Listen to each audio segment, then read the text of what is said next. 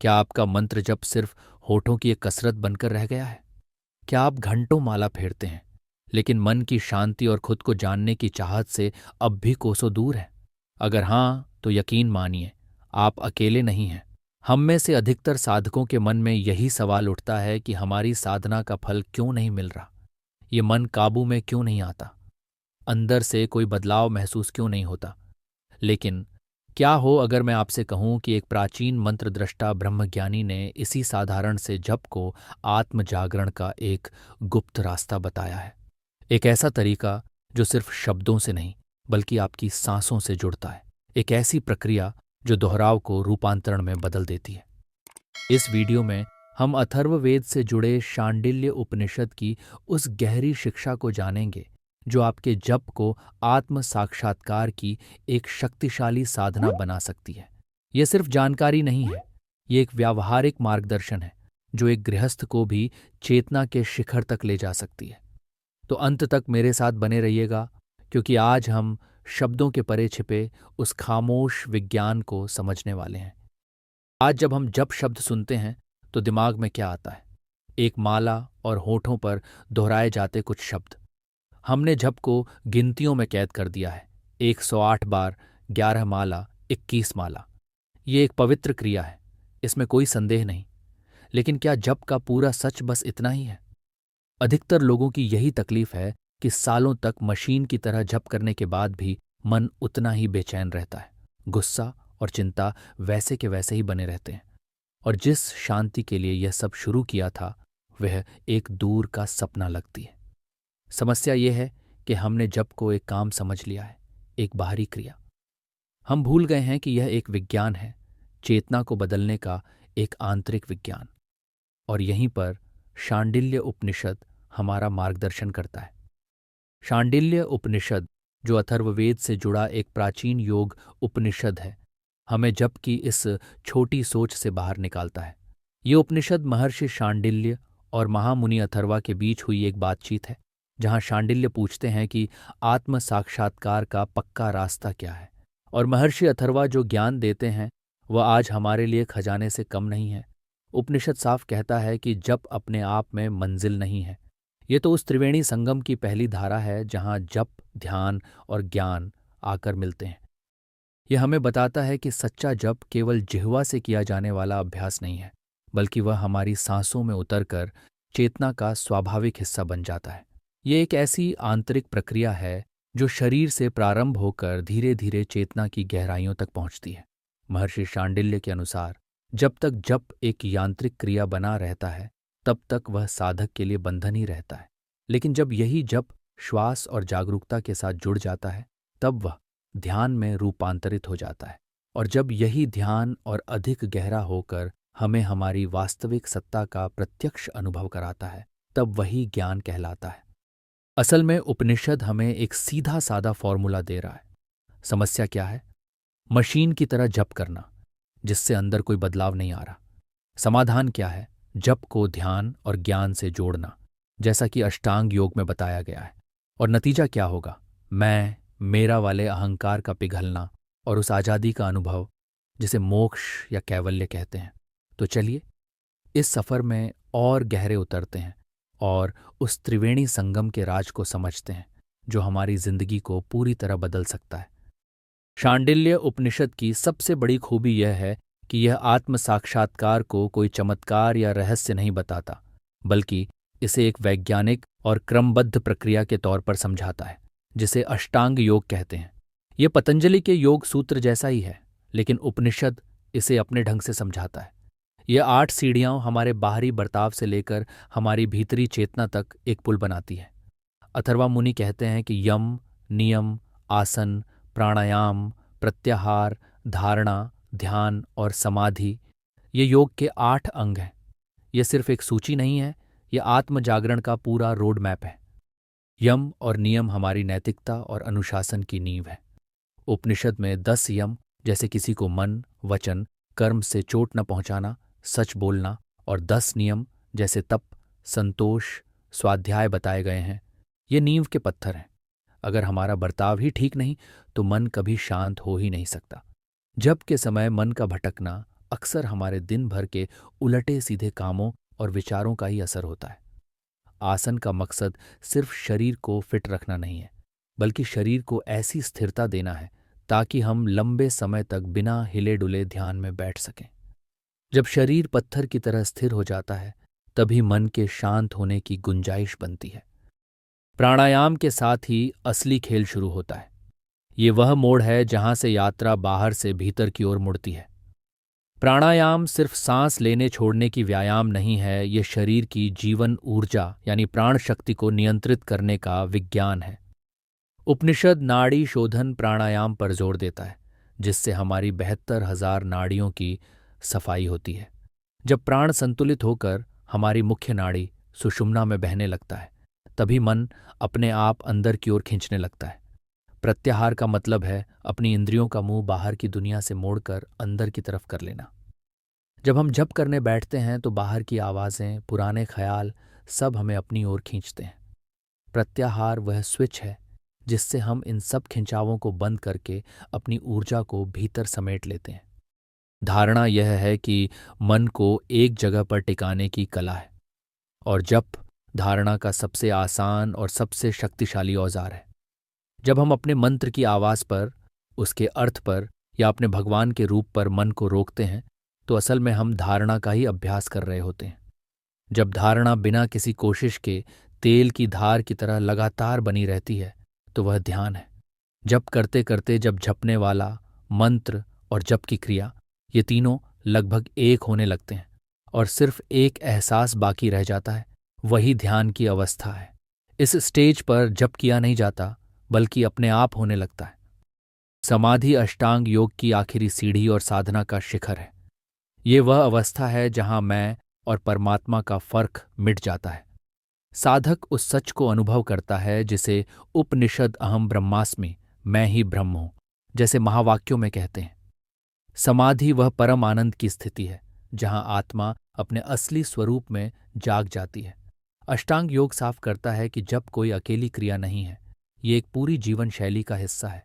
जब हम अपना आचरण यानी यम नियम सुधारते हैं, शरीर यानी आसन को साधते हैं, प्राण यानी प्राणायाम को साधते हैं और इंद्रियों यानी प्रत्याहार को भीतर मोड़ते हैं, तभी हमारा जप सिर्फ शब्दों का दोहराव नहीं रह जाता। वह धारणा और ध्यान की शक्तिशाली प्रक्रिया बन जाता है और हमें समाधि की मंजिल तक ले जाता है। अब हम शांडिल्य उपनिषद की उस सबसे गहरी बात पर आ रहे हैं जो जप के बारे में आपकी पूरी सोच को बदल देगी। ये है अजपा जप का सिद्धांत, जिसे हंस योग या सोहम साधना भी कहते हैं। अजपा का मतलब है वह जप जो झपा नहीं जा रहा। ये एक ऐसा जप है जिसे आप करते नहीं हैं, जो आपके भीतर 24 घंटे, सातों दिन, जन्म से लेकर मृत्यु तक अपने आप हो रहा है। ये आपकी सांसों का संगीत है, आपके जीवन की धुन है। ध्यान दीजिए, जब आप सांस अंदर लेते हैं तो एक हल्की सी ध्वनि होती है, सो, और जब आप सांस बाहर छोड़ते हैं तो एक ध्वनि होती है, हम। सो हम, सो हम। ये चक्र लगातार चल रहा है। योगियों के अनुसार एक इंसान दिन में लगभग 21,600 बार सांस लेता और छोड़ता है, यानी वह अनजाने में 21,600 बार सोहम का जप करता है। सोहम का मतलब क्या है? ये एक महावाक्य है। इसका अर्थ है मैं वही हूँ। आपकी हर सांस आपको याद दिला रही है कि मैं वही हूँ, मैं वह परम चेतना ही हूँ। यह आपके और परमात्मा की एकता का ऐलान है जो आपकी सांसों में गूंज रहा है।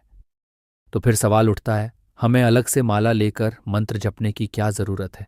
ज़रूरत इसलिए है क्योंकि यह अजपा जप अभी अनजाने में हो रहा है।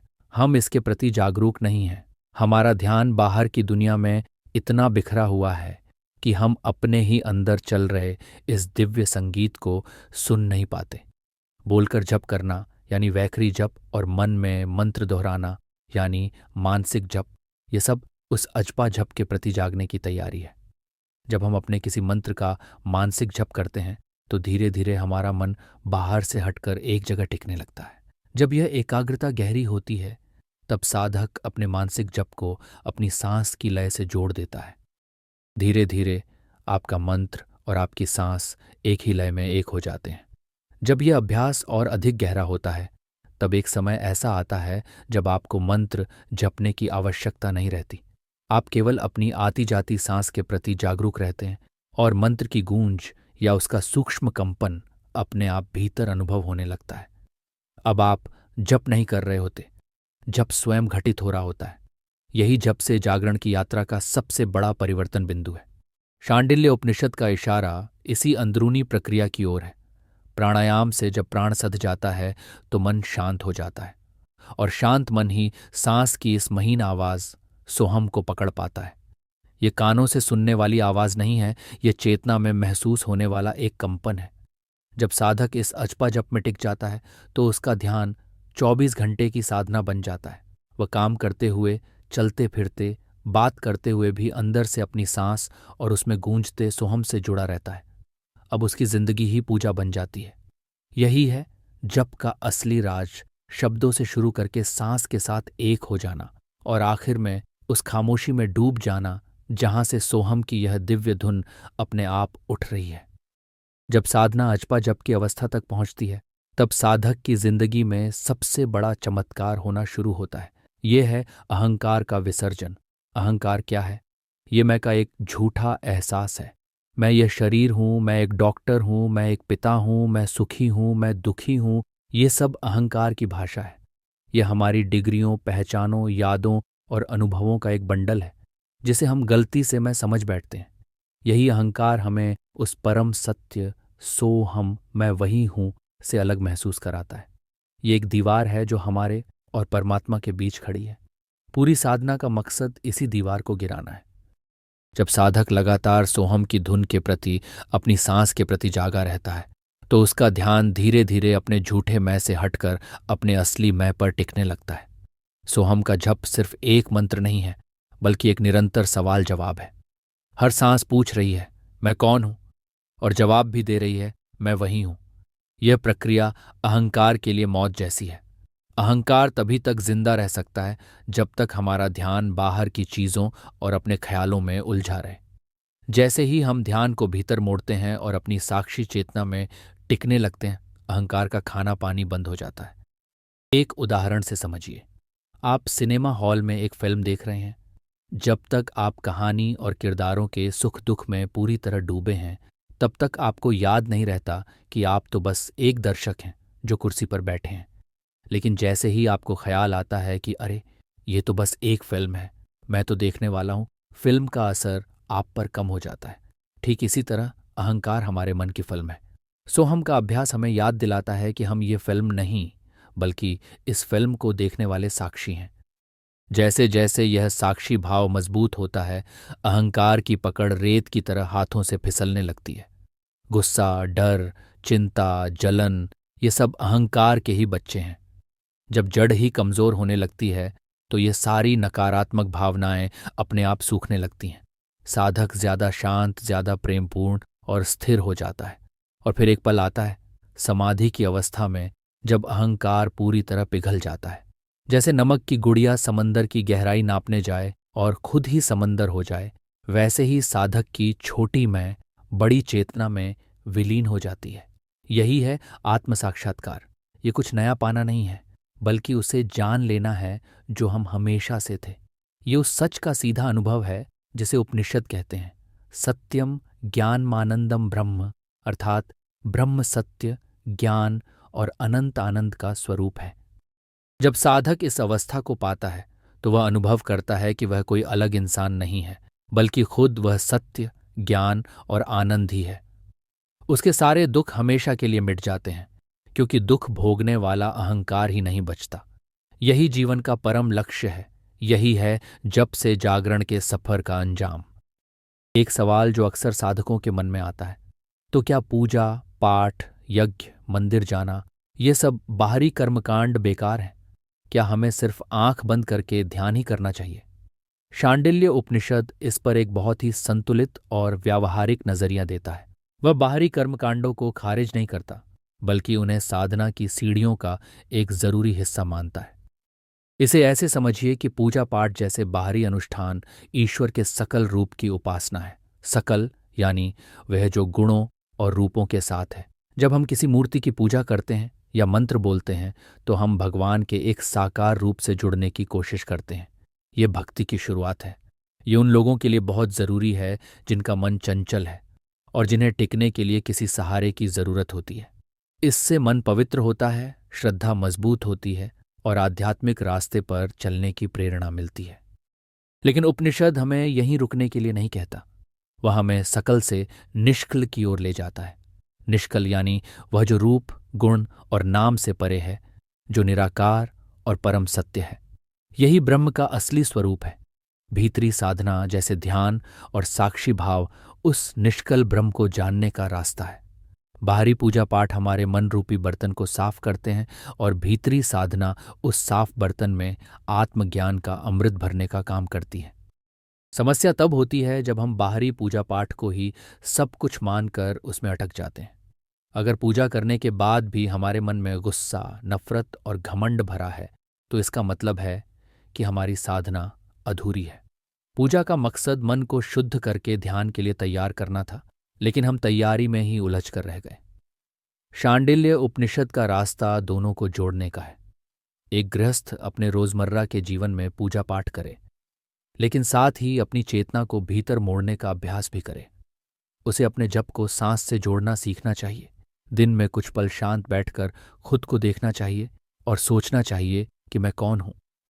जब बाहर का काम श्रद्धा से और भीतर की साधना जागरूकता से होती है, तभी इंसान का पूरा विकास होता है। तब पूजा पाठ सिर्फ एक कर्मकांड नहीं रह जाता, बल्कि वह ध्यान का ही एक हिस्सा बन जाता है। और ध्यान हमें उस ज्ञान तक ले जाता है जहां सारी साधनाओं की मंजिल छिपी है, आत्म साक्षात्कार। आज हमने शांडिल्य उपनिषद के बहाने एक गहरी यात्रा की है। हमने जाना कि मंत्र जप सिर्फ शब्दों को दोहराना नहीं है, बल्कि आत्म जागरण के रास्ते का पहला और सबसे जरूरी पड़ाव है। हमने जप, ध्यान और ज्ञान के उस वेदांतिक त्रिवेणी संगम को समझा, जहां यह तीनों धाराएं मिलकर साधक को आत्म साक्षात्कार और आंतरिक स्वतंत्रता के महासागर तक ले जाती हैं। जप साधना की नींव है, ध्यान उस पर खड़ी चेतना की इमारत है और ज्ञान उस इमारत की छत है, जहां से हम अपने असली स्वरूप, उस अनंत ब्रह्म चेतना और आत्मिक आकाश को प्रत्यक्ष अनुभव कर पाते हैं। हमने अजपा जप, सोहम साधना और श्वास चेतना आधारित ध्यान के उस अद्भुत रहस्य को भी जाना, जो हमारी हर सांस में सोहम, मैं वही हूं के रूप में गूंजता है और हमें वेदांत, उपनिषद और आत्म जागरण के सत्य से जोड़ देता है। यह ज्ञान सिर्फ सुनने सुनाने के लिए नहीं है, यह अनुभव करने के लिए है। और इसके लिए आपको घर बार छोड़कर हिमालय जाने की जरूरत नहीं है। आप एक गृहस्थ की तरह अपनी जिम्मेदारियों को निभाते हुए भी इस रास्ते पर चल सकते हैं। तो आपका पहला कदम क्या हो? बिल्कुल सरल रखिए। आज से ही जब भी आप जप करने बैठे, तो सिर्फ माला घुमाने पर ध्यान मत दीजिए। कुछ पल अपनी सांसों पर ध्यान दीजिए। कोशिश कीजिए कि आपका मंत्र आपकी सांस की लय से जुड़ जाए। सांस अंदर आए तो मंत्र का पहला हिस्सा, सांस बाहर जाए तो दूसरा। और दिन में सिर्फ 5 मिनट के लिए, बस 5 मिनट शांत बैठ जाइए। आंखें बंद करके कुछ भी करने की कोशिश मत कीजिए। बस अपनी आती जाती सांस को ऐसे देखिए जैसे नदी किनारे बैठा कोई इंसान पानी के बहाव को देखता है। कोई मंत्र नहीं, कोई जोर जबरदस्ती नहीं, बस सांस के प्रति एक जागरूकता। यह छोटा सा कदम आपके जीवन में एक बहुत बड़ी क्रांति की शुरुआत कर सकता है। यह आपको जप के दोहराव से ध्यान के रूपांतरण की ओर और आखिरकार ज्ञान के जागरण की ओर ले जाएगा। क्योंकि जैसा कि ब्रह्मज्ञानियों ने कहा है, यात्रा बाहर नहीं, भीतर की है, और उस यात्रा का दरवाजा आपकी अपनी सांस है। इस रास्ते पर चलिए, धैर्य रखिए और स्वयं अनुभव कीजिए कि कैसे एक साधारण सा जप आत्म जागरण का एक गुप्त और अत्यंत शक्तिशाली मार्ग बन जाता है। यदि इस वीडियो ने आपके हृदय को स्पर्श किया है और आपको भीतर से कोई नई दिशा दी है, तो इस ज्ञान को केवल अपने तक सीमित मत रखिए। इसे अपने मित्रों और परिवारजनों के साथ साझा कीजिए, ताकि वे भी इस पथ को समझ सकें और अपने भीतर की यात्रा आरंभ कर सकें। कमेंट में हमें अवश्य बताइए कि आपका इष्ट मंत्र कौन सा है। क्या आप राम नाम का जप करते हैं, शिव मंत्र का अभ्यास करते हैं, सोहम की साधना करते हैं, गायत्री मंत्र का स्मरण करते हैं, या किसी अन्य मंत्र से जुड़े हुए हैं? आपका अनुभव और आपकी साधना दूसरों के लिए भी प्रेरणा बन सकती है। वीडियो को लाइक कीजिए ताकि यह ज्ञान और साधकों तक पहुंच सके, और चैनल से जुड़े रहिए ताकि भविष्य में भी ऐसी गहन और प्रामाणिक आध्यात्मिक चर्चाओं का आप हिस्सा बन सकें।